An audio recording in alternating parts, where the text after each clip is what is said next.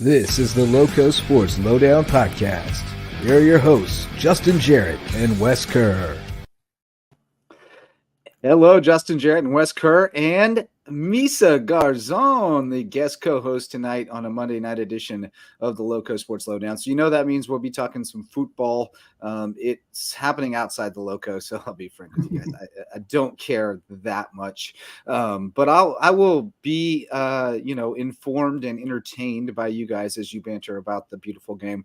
And I will try not to talk too much baseball for you, Misa, since you're such a hater. But we're going to talk about what's going on in the Loco sports-wise. And it's, a slow time, but also it's an interesting time to me because, and Wes, I think you'll relate to this, especially like we're not in the day-to-day grind so much right now. So we get to kind of slow down and appreciate some of the other things that may be minor,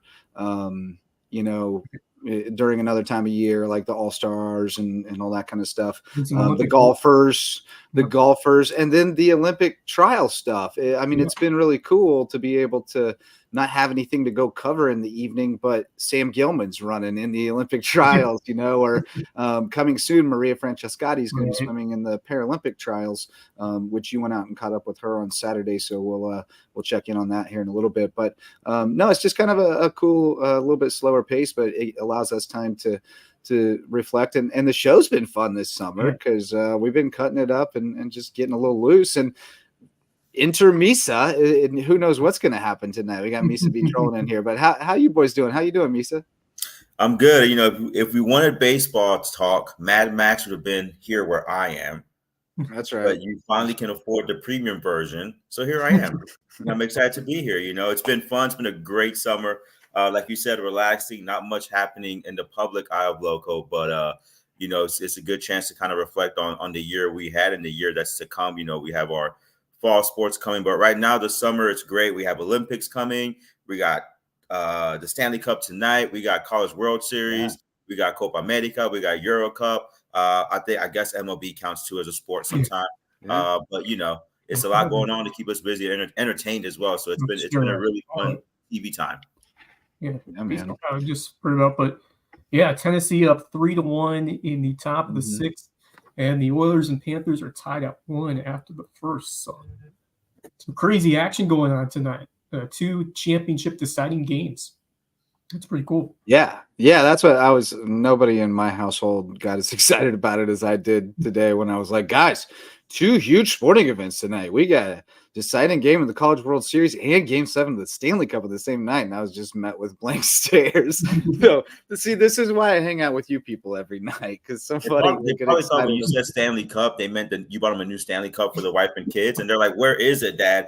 Where is the Stanley Cup you promised us?" Only Finley has for Stanley, which I always correct to your cup. We don't refer to things by the brand name around here. What are you doing? I don't know. When my wife was like, "I got a Stanley Cup," and I was like, "When did you start watching hockey?" When they first started trending, I was so confused for a few days. I was like, "What are people talking about?" And then I figured out that some woman on TikTok burned her car up and her Stanley Cup was still cold or something. That was like the thing that set it all off. Like her car caught fire, but her drink was still cold in her cup, and she made a TikTok about it. And then every woman on TikTok went and bought a Stanley Cup, and then suddenly they weren't for like construction workers. They were for like, for fashion now. High fashion. I don't know, man. Now they got all kinds of accessories you can buy for them and stuff. And like it can be your wallet and your phone case and everything else all attached to your giant insulated cup. But anyway, just a little update on our friends from Clutch, our baseball friends. Sorry. Eddie and Nick were on the other night. The coaches, we had a good time talking with them. Those boys had a great run. They lost their first one to Wow Factor that we talked about in the bracket, but then they won their next 3. So they ended up winning the consolation bracket, finished 6-2 overall, and finished 7th out of 60 teams. So heck of a showing for those boys repping the Loco. And, we can't keep up with all of them, but shout out to all the travel teams that are out there repping the Loco across all the sports. You know me, so I mean, it's such a grind. And you don't expect recognition for it because like that's for you, like that's part of your development. But I'm sure it feels good to get it. But man, it is really a grind, and we got a lot of talented kids out there playing and giving their all, trying to be the best they can be and try to make their high school programs the best they can be. It's coming up a year anniversary of your Cooperstown trip. It is. I've been getting Facebook memories. Yeah. That's cool. Feels like longer than a year ago. Yeah. How have the years been going so fast, but then also so slow? How does that work? That feels like longer than a year ago, but yet it feels like the last year flew by. This is not the science podcast. We don't have the brains for it to explain all that. I can't reconcile next time. I can't reconcile that. But yeah, Clutch did well out there. The Ospreys, it was going good tonight, and now it's not. I think they had the lead earlier. It was a game earlier. They scored 5 in the first, got out to a 5-0 lead, and now they're down 16-5 to Monk's Corner Shop. But yeoman's work starting that baseball program back up, and hopefully they can keep it going and get some reinforcements over the next couple of years. I do think there's a trend coming back with American Legion Baseball. We'll get into it one night. We'll get Mullis in here to talk about it. But I think with the way that recruiting is changing, where college baseball, they're recruiting so many fewer high school kids, straight to their program. I think it's changing how they're recruiting, like summer ball. I don't think they're hitting as many showcases. I think they're being more selective about going where they know certain people are going to be. And I think it may come back around to the idea of playing more games closer to home during the week, and then only going to very specific showcases becomes more the model. So I think it's going to be interesting to see. Reps are definitely everything. You get better by playing, and I think there's value to like playing in a team first winning baseball type of, or soccer in your case, setting, but then also having that space to go to a showcase and showcase your individual skill. Because, we talk about playing for the front of the jersey, and you go to like a showcase event, you're playing for the back. Like that's the point. So, I think there's value in playing in both settings, so to speak. One where it's about winning and developing and playing winning ball, whatever sport you're playing, and another where it's about showcasing your talents and kind of letting those be separate things, if that makes sense. Yeah, there's a benefit to both school, in my opinion, school and travel. I think in all sports where there are things that you can learn in a school team that you are not able to learn on a travel team for different reasons.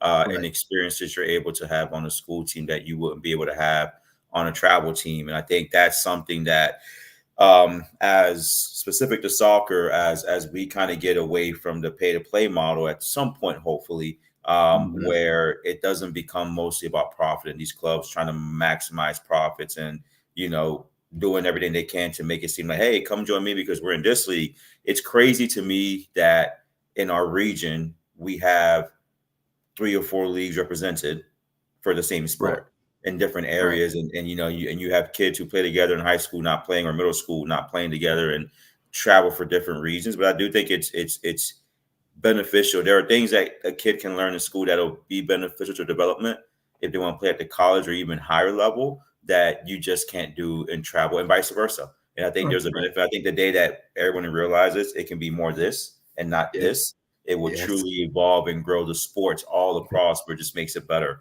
all around. I think there are pros. I think there are pros both ways. When you look at, the differences between, playing high school soccer, really to grow that bond and relationship between your team and your teammates, and you have a lot of games home close to this area, but then you would love the experience as well to have the opportunity to travel and play many times higher quality opponents, and you got to make the best of both situations. But I think both are very valuable. I just think the camaraderie and the journey that you go through with a high school season, and how important that is, and the premise of playing for a state championship and being a part of that team culture, that has a lot to do with it. I think the intangible side of it really shows in that high school setting. There's more of a leadership role opportunity because you're playing, for a team that has more concrete goals. You're trying to win more so. I mean, you're doing it at the club level as well, but that there's more developmental sides of that at times. Yeah. Well, that's another thing that I've always advocated for, at least up to a point, playing both like rec and travel. Because you go play travel and you might be a marginal player, you might sit the bench some, you might have a fairly limited role. But then you go play rec and you get to be like a star and a leader. And so you get to keep kind of developing, with that confidence that comes with that, will then carry over and your role in the travel circuit may continue to grow. So, I think it's all part of the process, but certainly I'm with you, Misa. Like if ostensibly we're all in this for the kids, right? To help them maximize their talent, their potential, and create the best environment for them. So I don't understand this. Like, we've got a pretty good thing going right now with as far as baseball goes, where we got kids on our travel team that are playing across several different, middle school teams and will be high school teams. And most of them have private people to go see on the side for extra work, and everybody's pulling in the same direction. And it's not always that way. So, I'm grateful that we have people talking to each other. The right hand knows what the left hand's doing. We got a text from a parent today. If you need him to pitch in the scrimmage tomorrow, that's okay. But I'm going to see if his pitching coach can come, because he was going to have a bullpen earlier to try to work on this issue he's having. And we're like, yeah, thanks for letting us know. He can go to his bullpen, and then he just won't need to pitch in the scrimmage, But when we all are communicating and we all know what's going on, it's so much easier and so much better for the kids than when we're trying to be territorial and claim children, that, well, you can only train with me and you have to pay me extra for private lessons. Like it helps to hear different voices sometimes, and to also get out of your comfort zone and play on a different team, where maybe the philosophy is a little different. Even like you go to college, I mean, not every coach has the same philosophy, the same bedside manner. Like you got to learn to be adaptable to your situation. And then your coach might get fired and you got a new coach coming in, like you got to be adaptable. So, and also being able to deal with adversity. Yep. I think something that is lost in travel sport is dealing with adversity. In high school specifically, if you go to a big school like ours, you have a JV and varsity team for most sports. If you go to a smaller school, a la Well Branch or a Creek in some sports, or Ridgeland or Hardyville, where they might not have the players for two teams, the adversity is, you're the star player on your travel team, and then you go to tryouts and you might make JV, or you might not make JV, or you might not make the cut, or you're used to being a starter and now you're having to fight for minutes because you're playing in a different environment. And I think sometimes with travel ball, because there are so many options sometimes, and there's so much emphasis on, I need to ensure that your money comes to me, that I will tell you what you want to hear, and I will praise you up. And then we don't allow them to deal with suffering and deal with adversity and deal with failures. So how does that go into the game? Like you said, Justin, you go to college, you might be recruited for something, and there's a coaching change or a philosophical change because the coach needs to win. In college, the coach has to win. It's not a build a culture and have a great memory like high school. You're paid to win in college, and you recruit players nationally, internationally. How do you deal with the adversity that the coach who recruited you may say, hey, we're doing a different style of play, or we need you to play a different position, and you're not used to, because all these years, if you didn't like what happened, what do we do? Oh, well, there's a club over here that does the same. I'm just going to go there. And then when they upset me, I'm going to go here. And so I think my dad's already been talking to them for a while anyway. Yeah.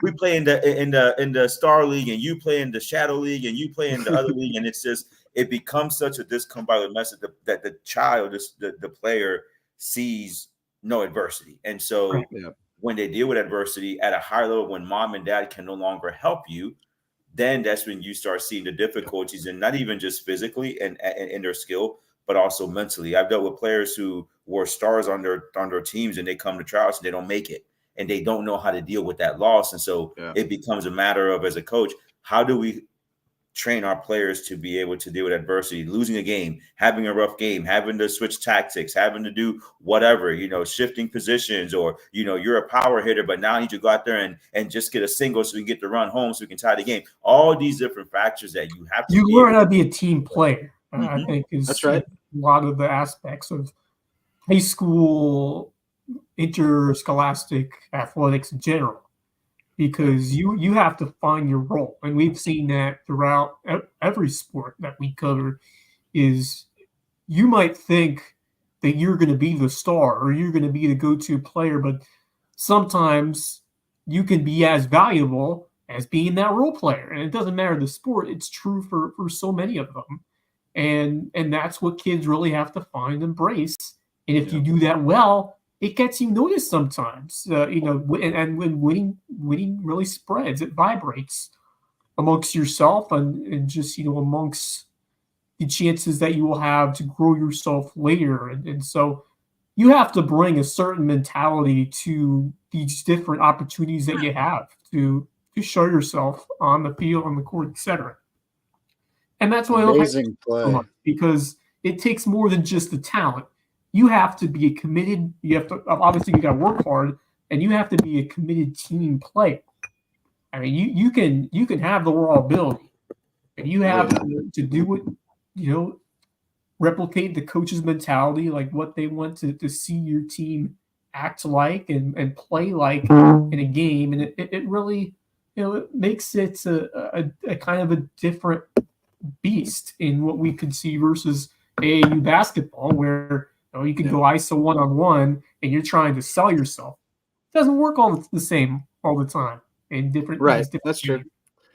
Yeah, no, that's definitely true. And I mean, also, there's a lot of factors there. Other than one thing I thought of along in there was just multiple sports. I feel the same way about multiple sports. Yeah, you may be a dude in your main sport, but go give 5,005 rebounds on the basketball court, and you'll have a little more appreciation for the guy who comes off the bench and in your main sport or whatever. That and helps how many athletes have we talked to that share those same thoughts and mentalities about playing multiple sports and how it's helped them? I just think it helps you become a better leader when you kind of have the viewpoint especially of the role player. You mentioned this point before, but just when you're not the best or you're not the star for the sportsman, you may be for the other one. It kind of helps you understand those different roles, and in hand, it helps you in the sport that you have the more dominant role, and vice versa. It's a great opportunity, and so for the kids listening and watching, it is, especially at the earlier stage of your high school career, it's everything to try out different sports and to kind of examine, what it takes at each of these different athletic competitions. And a lot of it's similar, but, you may not have an experience in one compared to the other. It really humbles you sometimes when you're not that top guy or one of the top guys. It'll make you appreciate other sports. I always get a kick out of when somebody who's really talented at one sport tries another one, and like it looks like they have no hand-eye coordination whatsoever. It's like, there's some specialized skills out there. Baseball is definitely one of the more specialized ones when it comes to like hitting a fast, serious fastball with breaking balls and all that stuff involved. But it's always funny when like a basketball player goes and tries to throw out the first pitch or something, just spikes it into the ground. Looks like a 6-year-old trying to throw it. But anyway, these ramblings, I don't know whether they're valuable or inane, are brought to you by the MVP sponsors of LowcoSports, Megan Jarrett, the official realtor of LowcoSports, and my wife. She's with Keller Williams of Lowcountry. She'd love to help you find your place in the Lowco, or maybe find a bigger, better place in the Lowco. If you want to upgrade, get into the market with Megan Jarrett, the official realtor of LowcoSports. We've also got Homegrown Home Inspections, our official home inspector, and they're the best in the biz when it comes to checking out properties, making sure they're a great investment. If you're building a new home, you got to have that phased inspection from Homegrown Home Inspections to make sure it's built right every step of the way. Hospice Care of the Lowcountry, our official hospice provider. of LowcoSports and the only not-for-profit hospice in southern Beaufort County. They're providing hospice care, palliative care, and free grief counseling, plus much more, because at Hospice Care of the Low Country, it's not about dying, it's about living. And Mickelson Law Firm's our original sponsor, our official real estate closing attorney, and the presenting sponsor of our Hilton Head Christian Academy coverage. We love the Mickelson squad. We appreciate their support since 2017, since the beginning. We hope you'll call on them for your legal needs. Those are our MVP sponsors. Wes, you got out to see Maria Francescati was sent off on Saturday by the H2A Swim Club, although I think she actually left for Minnesota today. But the send-off was on Saturday, and you were able to catch up with her. So I guess, first of all, just kind of tell us a little bit about the event, and then I'll get your interview with Maria pulled up here. Really cool ceremony, opportunity, especially for the kids. So they all lined up right near the, inside the premises of the Rec Center pool. It was on the deck of the pool, and they all stood, and she processed like royalty because she is on her way to compete in the Paralympic Trials, and it had to be so cool for those young kids, because those are the idols that you're looking up to. And how often do you see someone in your midst who makes it to have a chance to get to Paris or get to the Olympics, wherever it is? I don't remember during my time as a younger person watching my sister swim at H2A, which these kids are doing now. I don't remember if there was somebody who got to that point in the Olympic trial. It's not easy to even get there, let alone qualify for the games themselves. Right. But I mean, that's a huge accomplishment. I'll tell you what, Mike Lane has been around here for a while. He has done a tremendous job in growing this H2A program. I mean, it was solid beforehand, but I think he's really taken it to another level, and he's been there for, I don't know, close to a decade, if not close to it. He has been there a while, and just tremendous work he has done to continue what we've seen in the past from the H2A program, which always seems to deliver success, not just at the local level, but sending kids off to swim at college as well, including my sister, who swam at Little Rock. And I just look at all these younger boys and girls still trying to think about going that same route. And I remember it kind of reminded me of when a former Olympian, Natalie Coughlin, I don't know if you remember that name. Oh, yeah. Yep. She competed at several Olympics. And I remember when she visited H2A and had a little Q&A session many, many years ago. And, moments like that resonate with these kids, and they remember, they look up to these men and women, and they learn a lot from it, and they would replicate what they're doing. So having that exposure of someone who's going to compete in the trials for a chance at making the Olympics, that's got to push you even further. I mean, because you want to be in their shoes eventually too, and that's just an awesome feeling to be a part of that and to cheer one of your fellow local products on. And I was able to talk with Coach Lane as well. He had some high praise and commended her work ethic, and just really proud and cool to be a part of that, because I've been around that program for a number of years, and great to see it still thriving and to have big time swimmers like that who are competing for the opportunity to get to the greatest stage in your sport. Very cool. Very, very cool. And we had Maria on a few months ago this spring when she was going to another big event. Trying to remember which one now. But she was wonderful. And I think I've got Mike Lane here. It looks like you talked with him first. Coach, how proud are you of what Maria has done and what she has the opportunity to do? I couldn't be prouder as a coach. I mean, you rarely see athletes like this come across you, and I was just fortunate enough to be able to spend time with her in my career, and she's just literally come in here every day, never takes a day off, works through the thick and thin, and just absolutely amazing athlete. That's why she's where she is. How would you describe the most important qualities of Maria as a swimmer? Her attention to detail is definitely her highest quality, I would say. She definitely is always at focus. She's never wavering as far as, knowing what tasks are in front of her, and she's on point all the time. I mean, how difficult is this after all the adversity that she has overcome to get to where she is now? Well, it's going to be challenging. I mean, it's it's the best of the best in the world, and she's very young, which is for her favor to actually be there at this age is number one amazing, and hopefully this won't be her last rodeo. You know what I mean? Yep. But it's going to be challenging. She's definitely a newcomer. It's the first time, and but I think she's up to the task. How has she grown just here as a swimmer on the island in terms of getting to where she's now? Well, yeah, when she first came here, she, her mom had contacted me during COVID and said that they wanted to move here and that she had some big dreams, and it's just been kind of like sitting back and watching the show. I mean, she's literally done everything she said she's wanted to do, and it's just been super inspiring. How exciting is this for the island and for H2A? Well, for H2A, it's absolutely amazing. I mean, they've gone through this journey with her. We've watched all the competition and stuff that have been on TV or streaming, and for them, she's just been an absolute inspiration to them, and I really do hope it's an inspiration to the island. I can't remember the last time we've had an athlete at the Olympic trials, especially in swimming. It's been a little bit, but this is awesome. What message do you hope that this will give to these H2A swimmers as they continue their careers? That anything is possible. If you set a goal and you work for it and you really want it and you're willing to do, every day with keep rolling and willing to do part-time, you can do things. All right, awesome. All right, and then we've also got Maria.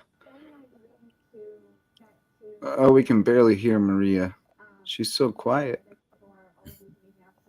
Oh, I'll have to see if I can enhance the audio on that, and we'll have to watch that another time. She's so quiet. I remember when we had her on here, she was quiet too. But Wes, maybe you can kind of characterize that interview for us for now until we can enhance the audio on that.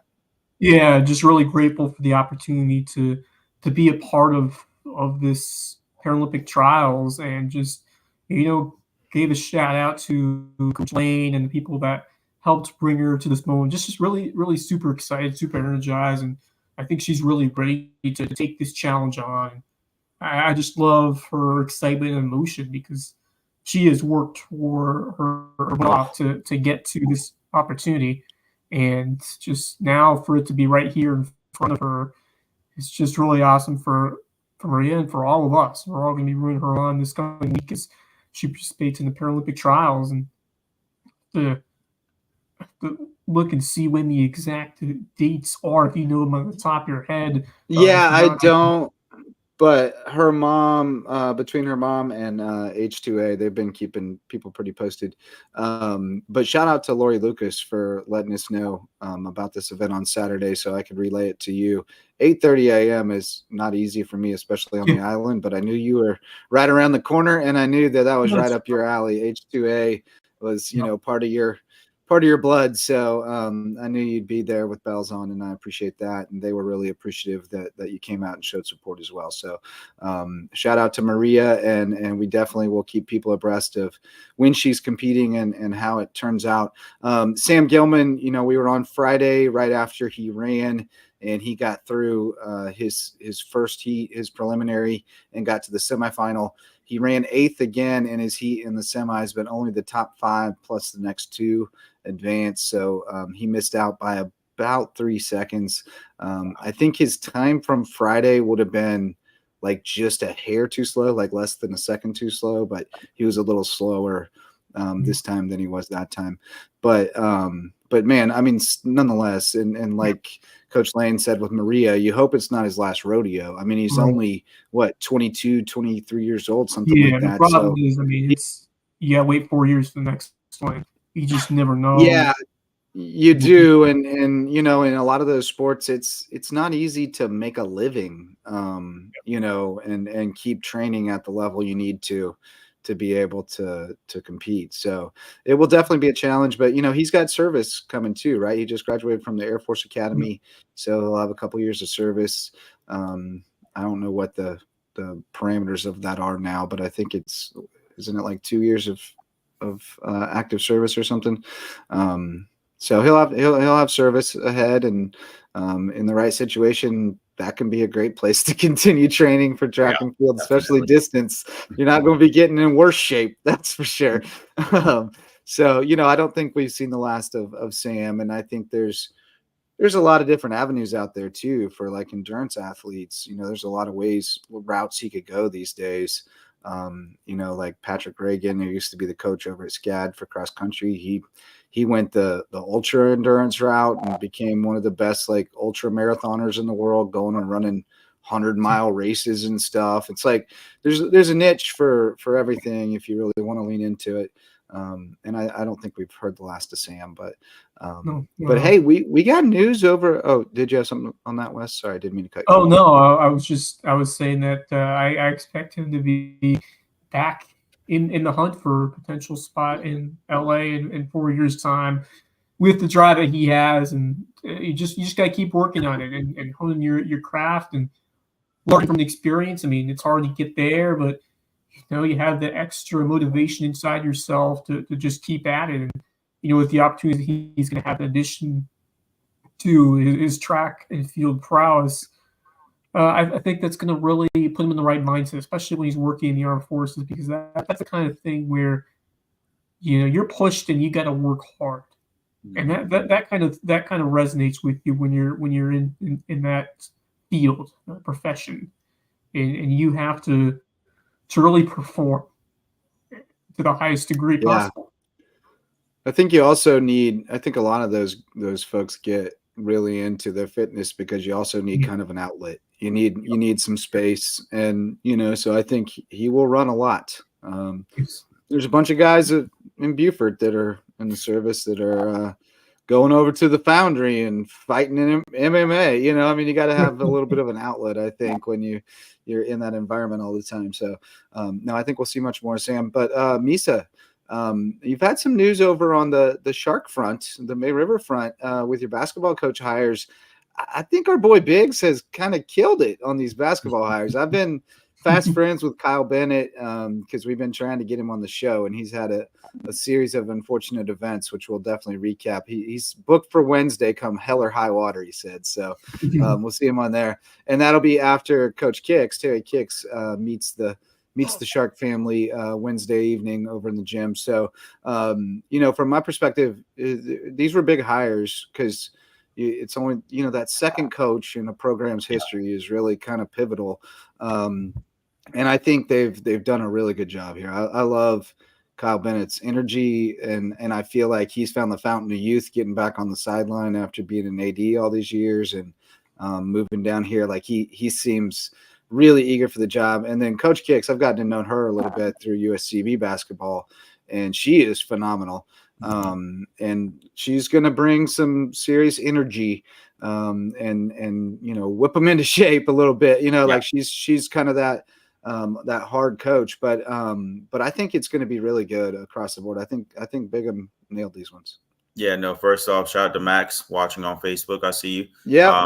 She could have been here, but they paid for the upgraded version, Max. So, you're welcome for the night off. I think the shrunken down version. It is Mini Max. Smaller, I can't afford the high quality Max set, so I got to blur the background so you guys can't see my TV in the back. But one day I'll be at your level, Max. Don't worry. One day that you're my inspiration and motivation.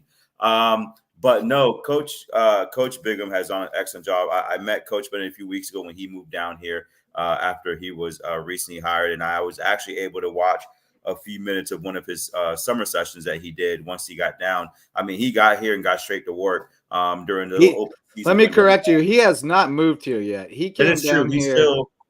He came down here for the meet and greet. They said, "Oh, by the way, we can have 2 weeks of open practice in June." And he said, "Well, I'm not going home until we're done with them." Yeah, no, and he's energetic, like you said, Justin. He's energetic. You can tell like he's excited to be here. And it's difficult because, in those two sports, we're replacing the originals. Max, I am trying to have a serious conversation here. I will get with you in a minute. Hold that comment, Max. But it's difficult, with Coach Whitmore building the foundation, Coach Bigham building the foundation, and they're still here in the building. And we'll continue to support athletics as Bigham as an AD, Coach Whitmore as one of our amazing PE teachers and a golf coach who had a great season this past spring with the boys golf program.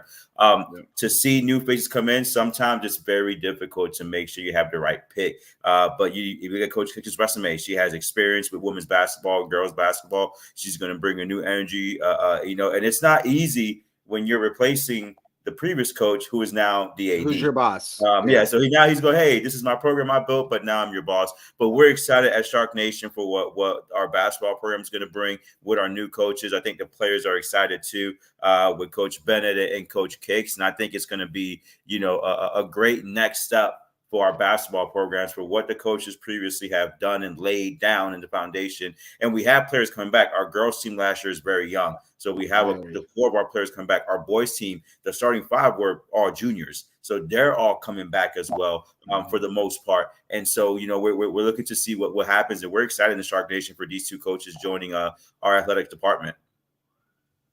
No doubt. I know you're absolutely right about having to replace your new boss, taking over his program. That's a weird deal. But I think if you had to do it, Bigham's about as good a person as you could have. And that, I mean, that guy's he's gonna let you do your thing. He's not gonna be heavy-handed. He's gonna stay back and he'll support, but he's not gonna put his thumb on anything, I don't think. So I think that's great. And I think the timing was right too. I mean, Bigham, obviously with him transitioning to AD, it had to happen, but I just think it was kind of time for both programs to get a refresh. And there's some real potential on that boys side this year and the girls side down the road. That backcourt. I mean, if you're a new coach coming in and you're told you got that backcourt, you feel pretty good about that. Gage and Tanner have been doing it together for a long time. Veteran guys who are both really talented. You can build around that. So I think they'll be pretty solid. And I think along with what Bluffton's been doing, we're seeing the level of boys play is going to really be solid, at least in Bluffton. Obviously across the Lowco, it'll kind of ebb and flow, but those Bluffton programs have not been the strongest the last few years. I think they're really relative to the area. Yeah. So I think it'd be good if both of them kind of get back up to a better level. With a new region as well, it's timing. You're starting fresh with a new coaching staff for the boys and girls in a new region. So, there's that, Beaufort coming in and then Bishop England, very similar, but you don't have to worry about the James Allens and the Beckhams of the world. Yeah. They're moving up. Yeah, they're in 5A big and 5A small up there. Have fun, miss you, not really. Enjoy it up there. Big and 5A us coming back. But we're excited for that, and we're excited to see what these coaches can bring on to the program, not just the program, but athletics. Coach Bennett, years of experience as an AD. We're going to tap on that wisdom. For me as a coach, I'm looking forward to see it, not from here, so he can bring a different perspective to things that maybe we don't do here, or things that can help us become a better athletic program. And Coach Kicks, an experienced basketball coach as well, not from here. It's not a bad thing when we have coaches coming in with experience and knowledge and be able to bring a different perspective to us, not just in the basketball court for our basketball programs, but also for us as coaches and an athletic department. So we're excited. It's almost. We're at the end of the school year, or the fiscal year, I guess, for school. Yeah. We started a new month. So, we have football, cross country, girls golf, girls tennis. We have competition cheer, all these sports. And then, it's back on the grind again. I am glad we're not outside training during the day because it has been hot. It's going to get even hotter this weekend. There's a heat advisory effect today. I thought it was yesterday and today were the worst days. Yeah. Is that what Max was? I could feel the difference. I could feel the difference tonight. He was outside around Max was stumbling around Publix in his walking boot because he banged his it was noticeably he probably tried to kick a soccer ball and realized it's tougher than hitting a baseball. So he kicked a boat cleat is what he did, and had to get a walking boot. But he may be out of it by now, not sure. But no, Max was going fishing again. That's how he hurt himself. He was going fishing again, so that's why he wasn't going to be on tonight. To be fair though, being on a walking boot does limit your ability to be in a podcast and talk. I can see the injury being out for a time. It probably took him a while to get home from fishing, limping along in that walking boot. So that's probably why he was going to be late. But no, speaking of Sharks, happy birthday belated to Ashley Powell. I believe it was yesterday, Coach Powell. Yep. Spent it at the Citadel Wrestling Camp with the Sharks, as one does. One of the few originals left at the Shark Tank. One of the few originals left. I think there's 4 of us, maybe. Yeah, 4. Is that it? Coaches, I think. You, Powell, Whitmore, Powell, Bonneville. Yeah. Were the Dyers not there? Well, yeah. I mean, they've been there, but as head coaches, Dyer's been the lacrosse head coach. They were been. Yeah. Hey, man, show up to defend yourself. Sometimes you got 2 legs to stand on. You got to stand on them. Just saying. Yeah. So That's right. Max is not coming on because it's going to be the after-hour special, the hide your wife, hide your kids special for LowcoSports Lowdown. Hide your wife, hide your kids. That's a great one. All right, let's shout out some more sponsors on that note. The varsity sponsors of LowcoSports got DDS Web Design. They build, host, and maintain websites for businesses and nonprofits to get results. So go to ddshhi.com if you need to get found online so you can do more and think bigger. Parker Law Group serves legal needs across Colleton, Hampton, and Jasper counties, and they jumped on board to help us continue to expand our coverage in those counties and shine a light on more deserving teams and student athletes around the Loco. Dr. Ambrose Cole is the official chiropractor of LowcoSports. You can find him at Rooted Living Wellness in Bluffton, and he'll get you feeling right, mind, body, and spirit. And Reverence Wrestling Club is our official wrestling club and the presenting sponsor of the Lowco Grind. You can take your skills on the mat to the next level at Reverence. And speaking of wrestling, we will have on Wednesday, I believe, Patrick Boulware joining us. He's going to talk about he just went out to national duels with the South Carolina girls team, and his partner Jeffrey Estrada just went out with the boys a couple weeks ago. So they'll give us a report on that stuff, on what's happening in the deep South Carolina wrestling scene that happens in the summer. Champions are made in the summer. Yes. But anyway. That's coming up later this week. What else is going on? I can't get into the scores for the first T national championship. I'm going to continue to effort that, but I know G. Patrick was playing in that starting today up in Clemson, and then checking in on the Legion ball. Got away from Beaufort 20-5 after leading 5-0. That's rough. But what about Walterboro? How'd they do tonight? The Borough, oh boy, they're leading St. George 9-3 in the bottom of the 6th. So Goki throwing a gem for Walterboro tonight. So look out. Walterboro. They might make a move here. Right now, Walterboro's at 1-5 and 4th in the league, but St. George is 7-2 and 2nd. So this would be nice upset for them. The All-Stars are all wrapped up for now. They'll get back after it this weekend. Got some state tournaments starting on Friday all over the state. But yeah, we've reached the doldrums.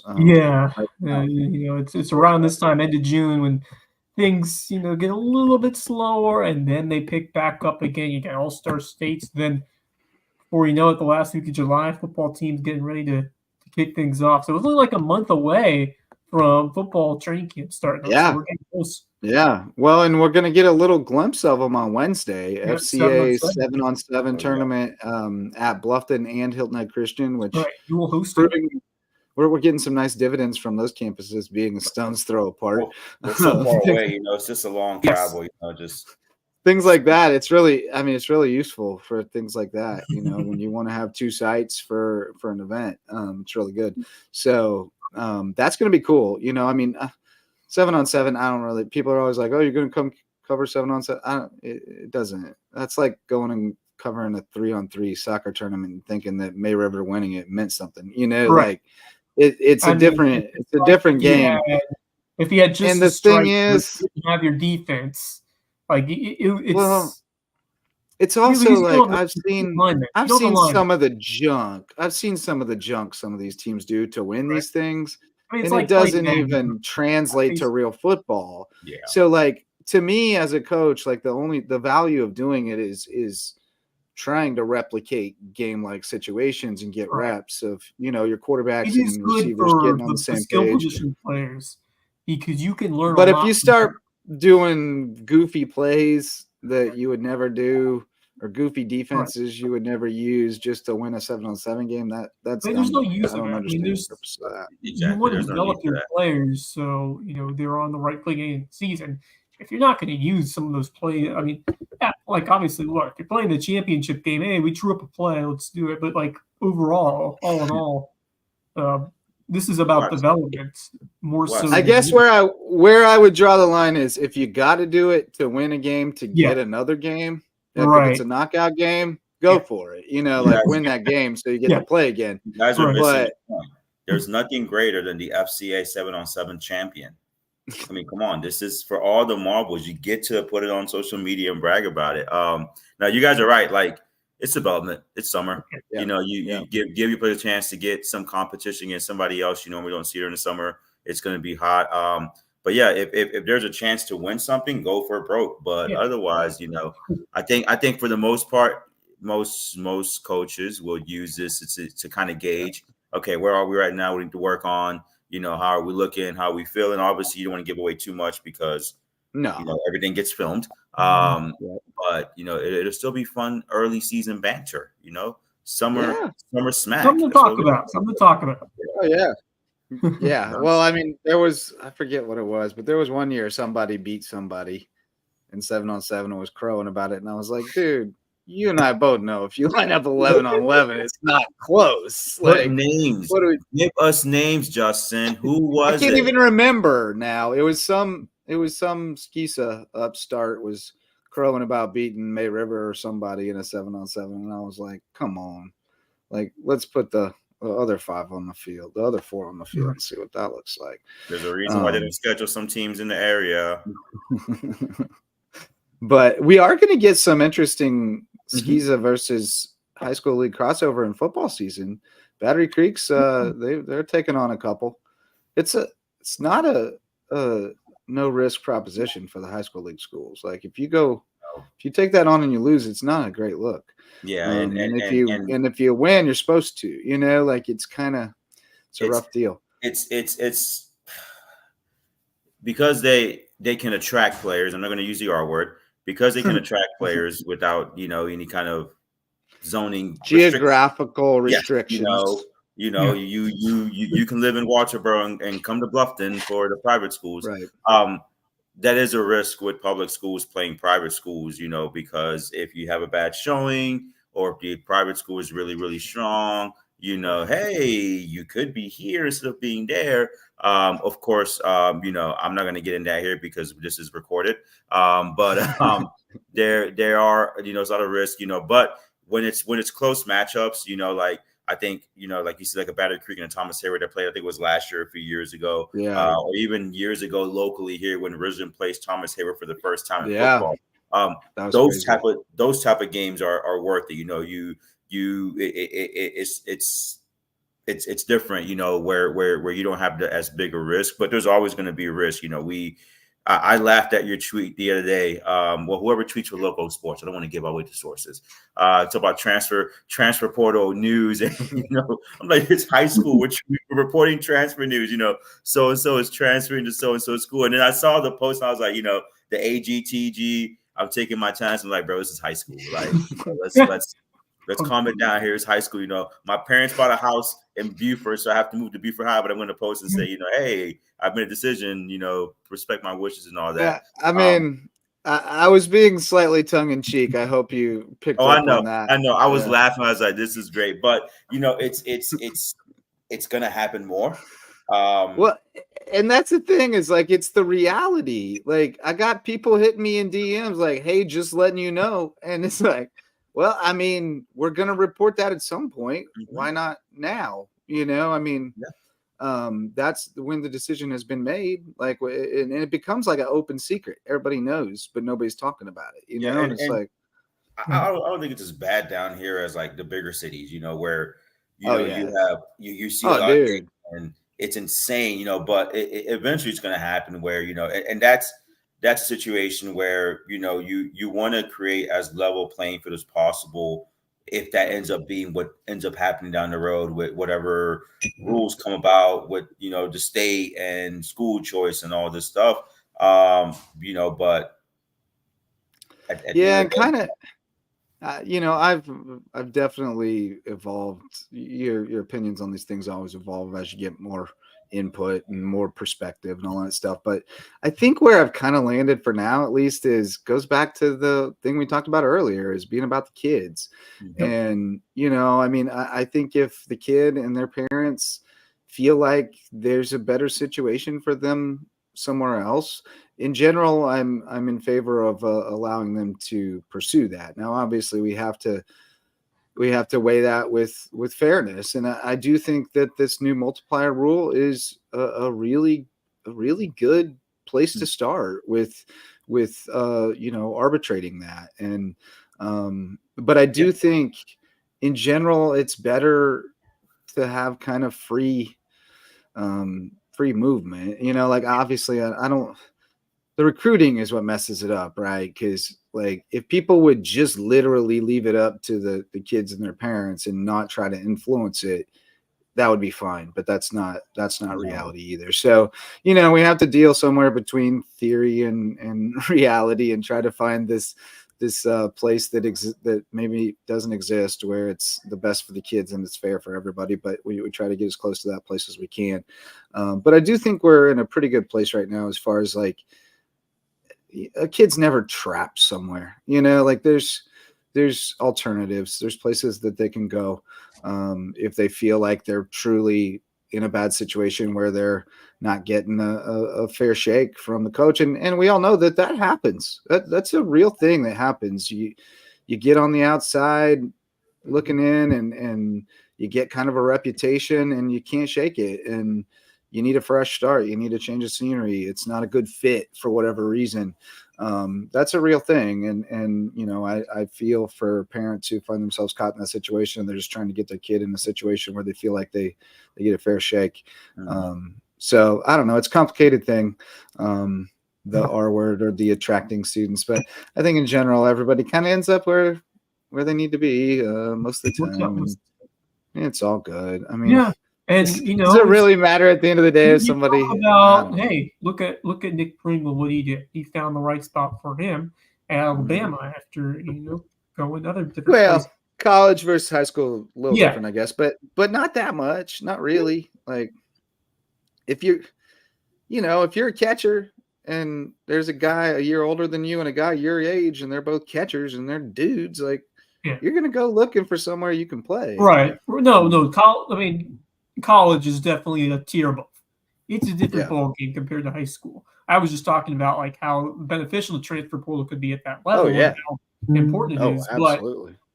But at the high school level, there are values to it. We saw that with Hilton Christian Academy. I'll give you an example here. Hilton Christian Academy, with who they were able to bring over this year for that baseball team. I mean, Cody Brock, huge addition to solidify. I mean, and then you talk about what happened with a player like Morgan Scott, who found her niche with that HHCA Eagles girls basketball team. She was a prolific rebounder. I mean, certainly hurt for Mayweather to lose her, but sometimes you make decisions based on what you're going to get. And Hill and Chris Academy girls basketball, I talk for everybody. You got to be at the right mindset to be a star over there, or at least have a good role there. Yeah, because they mean business. They play to win championships at a. Do we need to put that in past tense though? Played to win championships? Because you're right. You're right. It's a different era now. I think it's a new era, and I think it's. I think that sun has crest over the horizon. I think there's going to be a power shift coming this year. But had an incredible run. But it's just when that many graduate at once, you kind of you're at a crossroads, and you got to decide what you're going to do. And they're trying to launch new sports. They got lacrosse just came on board. They're trying to get softball on board. They may not have as many tuition discounts to go around as they once did. I don't know how any of that works. I'm just being tongue in cheek. I'm literally not throwing shade. Even like it is what it is. Yeah, I'm known to throw shade. People, you can throw the shade. I would throw the shade. I would be. You'll throw the shade. You'll throw the shade. It is what it is. You can at me. I would throw the shade. No problem. Have no problem with it. Look, man, it is what it is. Something for everyone, right? Yeah. No, hey, look, and that's the thing. It's availability, find a place that best suits you for That's what it. you are trying to achieve. And that, you Yep. know, with us in the public school system, we're limited on what we're able to do as coaches and as Right. programs. But Not at the what end you of the got. day, yeah, like we play with the hands we're dealt, and we're either successful or we're not. But even within that environment, you know, finding the place where if you're able, you're most comfortable. I tell the kids that with travel sports, you know, hey, coach, what club should I play for? The one that you feel will best help you reach the goals you have for that season. Yep. If it's to get better, boom. If it's to get playing time, boom. If it's just to have fun, Yep. whatever that goal is, go for it. And I do think over the years, as this continues to happen, there will continue to shift. And the good thing with the multiplier, like you said earlier, Justin, is if schools want to recruit, censor that. Attract. If schools, you know, yeah, they want to attract people. Hey, the high school league said you can do whatever your district allows you to do. Just know that 1 times 3. If it's worth it, and you go from 2A to 5A, big, hey, Yeah. do you? So, you know, that's something that now these programs have to factor in, you know, for the district, because here's the thing, not every district is the same. So what we deal with down here in Beaufort County may not be what they deal with in Richland 1 or in Greenville County. Yeah. And so sometimes people don't understand that aspect of it. Yeah. But at the end of the some day, districts let you just go, right? yeah, like wherever within you the want. district. As long as the district, as long as there's space. I saw one at one school where, like, you know, it's a school choice, and that's where we get messed up, because very few of our schools have space. Yes. If you don't believe us, you guys say we're making it up. Please come to Middleborough High School during regular During school lunch. hours and school day, and during lunch, and you will see that we are not playing when we say we don't have space. We do not, and we're not the only school. Hilton Head is maxed out. Bluffton is now getting into it. You know, the North of the Broad schools are not too far from it. So, you know, it's Beaufort's usually pretty close to capacity. Beaufort, they had a downward trend for a little while. Yeah. And now they're kind of coming back up. When Whale Branch first opened, it kind of dipped down, but now it's back up. So look at Whale Branch. The Ladies Island's blowing up again. Like there's development happening like crazy over there. Everywhere. So, everywhere happening. Everywhere. Yeah. It's all coming. Yeah, we're all going to be 5A big soon enough. Yeah, we'll have our own 5A Beaufort County district, you know, region where, you know, we just beat each other up, and then we'll have like 7A at that point, and we'll have like a 10,000 kid high school from Charleston playing us in a region matchup on a Tuesday night, you know, so it'll be fun. Great. As everyone continues to move to South Carolina from everywhere. Don't know why. Why are you guys coming down here? Why? I don't know. They don't know about the sand mats. Stay in Ohio. Stay in New York. Stay wherever you're coming from. You visit. You've been those places. You know why they're coming here. I've never been to Ohio, thankfully. Oh. I've not misbehaved that bad that I've had to go to Ohio for anything yet. Well, you've felt 30 degrees in snow before, right? That's why they're moving here. You've never even experienced that? No, it snowed here once. I went skiing before. Yeah, I've gone skiing. I went to Asheville when I was a teenager. Went skiing, and I didn't realize I went to the highest mountain part of that ski because I got on the wrong, whatever they got call on the it. black. Yeah, double my black. First time, whatever it was, my first time ever skiing, and I'm like, okay, this is the day I die, and you know, so I just slow rode like this, praying for dear life. Snowplow. And then somebody came and cut me off, and then I rolled, and I was alive, and I survived, and I'm here to talk about it. You know, so you know, if you feel traumatized, come talk to us in our anonymous group. Yeah, I mean, it's going to continue blowing up. You know, it's continue growing, and hopefully with that, you know, goes more talent in our area for our sports. You know, and we get higher level players that we can, you know, match up in every sport across the board with the Charlestons and the Columbias and the Greenvilles, you know, the metropolitan areas, athletic wise. So, yeah. Amen, brother. Well, hey, the Lowco Booster Club supports us, so please support them. Court Lifestyle Pros, Daniel and Debbie Court, are with Charter One Realty. They're Low Country natives, and they want to bring you home to Hilton Head Island. Dr. Ali and Dr. Jen are at Revive Rehab Women's Health and Pelvic Floor Physical Therapy, where they do what the name says. And they love to work with new moms and get them back on their feet and feeling good again. Eagle Creations has promotional items and custom apparel, as well as all kinds of other stuff. And they are the host of our new Lowco merch shop. Drop the link on Facebook today. You can get some hats, shirts, drinkware, totes, all kinds of stuff. In fact, let me see if I can get it. Drop the link on the comments. Yeah, I'm about to. Drop it in while we're advertising. Drop it in. Here we go. Here's a link in bio. Here's a special running. If you buy $1,000 worth of swag from the store, we will make a shirt with my face and Max's face next to each other right here, guaranteed for free. If you buy $1,000 worth of merchandise. We got our flat bills and our truckers. We got rope hats coming. We got shirts. We got hoodies. We got women's apparel, youth apparel. Look at all this. Models not included. I like this. I like this little sling pack. Look at that sling pack. That's pretty nice. Might have to get me one of those. We can get you a Lowco sticker, golf towel, drinkware. Look, we got it all on here. Thanks to Eagle Creations. Yeah, we were in the middle of ad reads when we went into that segue. So we've also got, in addition to Eagle Creations, Jay's Barbershop is the place to be in Ridgeland, whether you need a haircut or not. You been over there lately, Misa? No, I got another barber with former players, but you see, I'm losing the hair, so I'm oh no, I told my wife as soon as I start balding hair, like you see it, it's gone. Yeah, it's all yeah. gone. You're going. You can come over and we can buzz it together. Look at Wes. Wes just decides he wants to stretch now in front of the TV with his blonde, long hair, flowing locks. Me just stretch and show you guys the hair I have. Show off. But if unlike Misa and I, you do need a haircut, you can go to Jay's Barbershop. If you don't need a haircut, that's cool. There's great conversation there. And you very natural with his average. Very natural with his average. And then Barefoot Floor Care of the Low Country. Chris Odom and his team will get your floors so clean your feet will thank you. I saw Chris check in with the like earlier. Appreciate that, dude. Always supporting LowcoSports. That's the Lowco Booster Club. We appreciate their support. Parting thoughts, fellas, before we call it a night? Misa? Yeah, as we said earlier, very busy day on the sports calendar.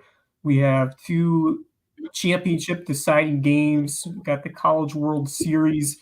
And Tennessee, they're still in control up 6-3, but Texas A&M has made it a little tighter in the top of the 8th. Last 3 outs are the hardest ones to get, boys. Oh, no doubt. But Schotten and Sorrell getting it closer, drilling with a home run and a sac fly. So a nice day for him for Tennessee. And then over in the Stanley Cup, Florida has taken a 2-1 lead from a Sam Reinhart goal.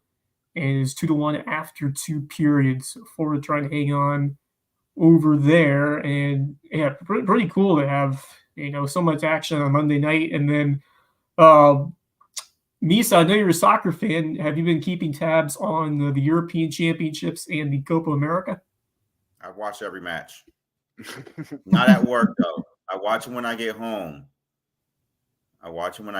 Yes, it's been fun. We're in the group stage now. Brazil's playing Costa Rica right now. It's 0-0 at halftime. Before that, I was watching Colombia. My dad's Colombian. I'm half Colombian. So we had a game today against who did we play? We beat somebody. Oh, Paraguay. It's been fun. I mean, it's a fun tournament. You have legends like Croatia today. Luka Modric, who's 38, about to retire, scoring a goal. Unfortunately, his team Italy is the late goal. Yeah, so it's been fun, and I'm looking. What's their nickname? Italy? They got a name, right? The Azzurre. Yeah, Azzurre. Yeah, Azzurre. With their nice fancy outfits and their Gucci. The blue. No, they're the blue. The blues is France. The blues is France. The Azzurre, different language. Yeah, but Azzurre means blue, right? I know it's the same. It's the same thing. It's the same nickname. Just a different blue. But their country's colors. So, but Argentina's the real blue. La Celeste, that'll be Celeste. But Spain looking good. They flew through the group stage with all 3 of their matches. And then Portugal 2-0. They still have one more group game left to go. And then over in the Copa America, the United States with a pretty solid showing last night over Bolivia. They only scored 2, but they could have scored a lot more, just unable to finish a couple of chances that they had. But Pulisic got one early in the 3rd minute, I believe, and then U.S. didn't look as solid at stretches in that first half, but they played a solid game to start it off, and this is a big test for them. I mean, how often do you get to play South American teams in like your home country? This is a good opportunity to see what they have heading into 2026. Yeah, the Bolivia team is probably one of the weaker teams in South America, and then they have Panama next, which would be a CONCACAF game, which means there's going to be a lot of pushing and fighting in CONCACAF, and something weird will happen because it's CONCACAF. The big matchup is going to be when they play Uruguay. Uruguay has looked very, very good, but here's the thing: if they make it out of the group stage, because you got to finish in the top 2 in the groups in Copa America, they play the 2 teams that involve Brazil and Colombia. Colombia hasn't lost in 24 matches, and Brazil's Brazil. So, hey, congrats, you got a group. You get to play. I love Copa America. I'm biased because I'm from Venezuela, and my family's Colombian as well. So that's my favorite one. But for me, we got the Euros, we got Copa America happening at the same time, and then as soon as that's over, we got the Olympics. All right. This is gonna be fun. Like this is a fun summer. If you're into athletics and you're into sports, because there's so much going on for everyone. These Olympic trials, everyone's breaking records every time on these Olympic track and field trials. Every time I go on Twitter, somebody broke a record. Somebody just did hurdles, the 10th fastest time in the history of hurdles. I just saw it a few minutes ago, so it's insane, but it's fun. Wow. I love it. I love sport. Sports are fun. I do too. I think about that a lot, like just since I was a kid, like that's all if there was sports on, I wanted to watch it. If there was a game, I wanted to go. And if I was there, I was all in all the time. Now in adulthood, I realize like, oh, I'm like on the spectrum and my special interest is sports. But as a kid, I didn't realize that. And even as a young adult, I didn't realize that. Now I do. But man, I just love it. I love everything about it. I love the drama. I love the story inside the story. I love how much little things matter, and I love the camaraderie and just the fandom, how much fans care about their teams and how much passion they have, and it kind of feels like you're involved with them no matter what sport it is. And that's kind of the cool thing about being a fan. There's a lot of heartbreak at times, but when it goes well, it's memorable. They're memorable life experiences on the good and the bad. Yeah, I heard something on another podcast this week that resonated with me, and I think there's some truth to it, that especially for American men in particular, sports is like the one space where men are allowed to show emotion in front of other men, like without repercussion. And there's some truth to that, like when you're watching a game with your buddies, like you go through all the emotions, range of emotions that a lot of guys won't otherwise like show. And so there's a little bit of a release and an escape in that. And so I think that's a big part of it. But that's true. Not just guys, but I think for men in particular, it's a safe space for that kind of thing. We can cry together because we just won or lost the game, Yes. But this is always a safe space unless you're Max and you didn't come on the show. Max is always safe. It's always safe. What are you talking about? He's hiding, I called him out. He didn't show up. So when you watch this on replay, Max, I called you out tonight, and where were you? You were on the chat line. You were on the comment section. Probably hiding behind the fake name and the fake profile. He doesn't even need a link. He's got access to the studio. You have direct access. He could have come in here and fought you on the spot. The key. The door key is in your keychain, and you didn't even use it. I am at your house right now, sitting on your chair, drinking your water from your couch, and you didn't show up. I'm disappointed. He's gonna kill me when he sees me, or next time he comes on. He's gonna come on tomorrow and just completely eviscerate me. I know it. Well, he won't be here Wednesday. He might be back. We're going Saturday this week. Saturday. Traveling Friday. So we're gonna go Saturday night. I'll be live from East Cobb with the Waves. So that'll be fun. Hopefully after a good first day, not a bad first day. But we know we're getting in up to our eyeballs this weekend going up there. It's never any joke when you go up to Atlanta. So I'm looking forward to it. But on that note, we'll call this one a night. We'll be back Wednesday night, Wes and I, and we'll see if we can get a guest co-host. But if not, we've got great guests lined up. We got Kyle Bennett coming on, May River Boys basketball, and we got Coach Boulware, Patrick Boulware, coming on to talk wrestling. So we'll have plenty to talk about with our friends. Thanks to Misa for jumping on in Max's stead tonight. It was great to have you back in the mix. We've been trying to get you in a couple times this summer, and it didn't work out with your travels. You were in the Chi-Town for a while. That was cool. Yeah. But yeah, great to have you back. Thanks to all of our sponsors. Thanks to everybody who showed up to listen or watch. You're the reason we do it. Well, that, and we just like to get on the internet and talk to each other and be silly. But we will be back to do it again Wednesday night and Saturday night. And we will see you then. Until then, go Lowco. The Lowco Sports Lowdown podcast is a production of Lowco Media LLC and LowcoSports.com, an independent media outlet providing grassroots local sports coverage in the South Carolina Lowcountry. We are sustained by community support from sponsors and patrons like you. Get in the game with a monthly pledge of $1 or more at patreon.com/LowcoSports to keep us going and growing. Go Lowco.